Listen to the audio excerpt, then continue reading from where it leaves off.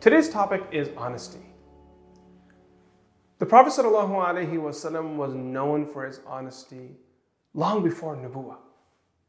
The Prophet ﷺ was known by the people of Mecca, who would later one day go on to reject him and even fight wars against him, as an honest human being. Because in Islam, honesty is at the center of it all. Honesty to Allah subhanahu wa ta'ala is iman. Honesty to your family members is fulfilling their rights.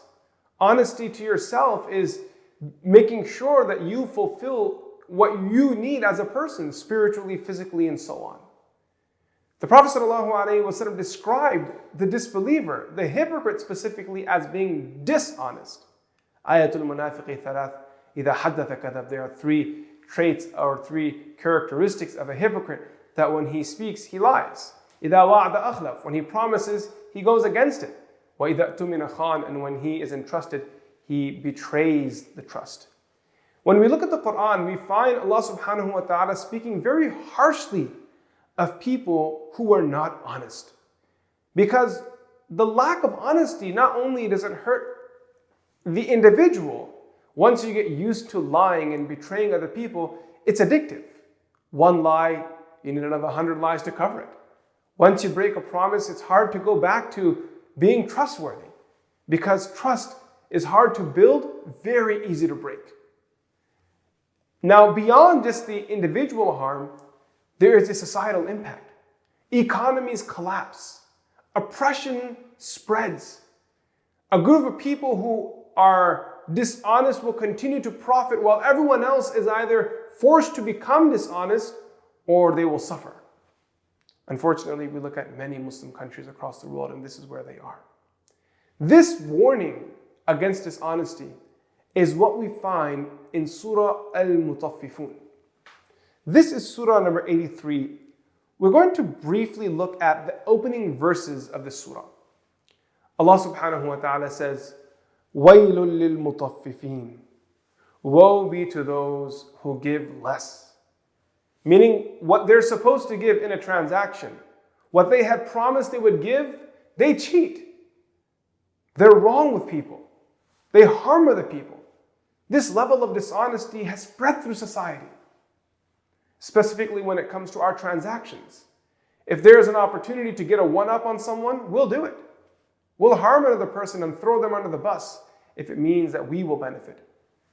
I mean, there are friends of mine who sell on Amazon, and they share with me all the time that people will do returns, and even though the policy clearly states that you can't return a garment that's been worn, the garment has clearly been used.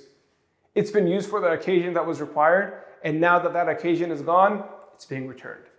This is dishonesty, specifically a violation. But the cost is too much to follow up on this, so they let it go. And those perpetrating the crime are very familiar that they will get away with it. Allah subhanahu wa ta'ala says in verse number 2, الَّذِينَ إِذَا اكْتَالُوا عَلَى النَّاسِ يَسْتَوْفُونَ. Who, when they take a measure from people, take it in full. وَإِذَا كَالُوهُمْ أَوْ وَزَنُهُمْ يُخْسِرُونَ. But if they give by measure or by weight to them, they cause loss. Meaning they receive full payment. But when it comes time for them to give, they always under-deliver. أَلَا يَظُنُّ أُولَٰئِكَ أَنَّهُمْ مَبْعُوثُونَ. Do they not think that they will be resurrected? لِيَوْمٍ عَظِيمٍ. For a tremendous day. يَوْمَ يَقُومُ النَّاسُ لِرَبِّ الْعَالَمِينَ. A day in which all of mankind will stand before their Lord. May Allah subhanahu wa ta'ala grant us the tawfiq and ability to be honest. That we develop this honesty in everything. That we don't lie to people, that we don't cheat people, because that's not what a believer does. A believer doesn't betray someone. His word matters. When he or she says something, they follow through on it. If honesty could return back to our lives, we would be influences of positivity and strength wherever we go, whoever we interact with. May Allah subhanahu wa ta'ala bless us all. Wa sallallahu ala sayyidina Muhammad. Qalam is dedicated to the mission of making the knowledge of this beautiful religion of Islam accessible to everyone. From the millions of people listening to the podcast, to the hundreds of thousands of people watching these videos, to the tens of thousands of people that are taking online classes, and so much more work that Qalam is doing, we here at Qalam are committed to continuing this good work. And this is where you come in. We're asking you to partner with us to secure your sadaqah jariyah of all the people that have benefited from Qalam, continue to learn from Qalam, and inshallah in the future will continue to learn and benefit from all the work that Qalam inshallah will continue to do. Please go to supportqalam.com and donate generously. May Allah subhanahu wa ta'ala accept from all of us. Wassalamu alaikum wa rahmatullahi wa barakatuhu.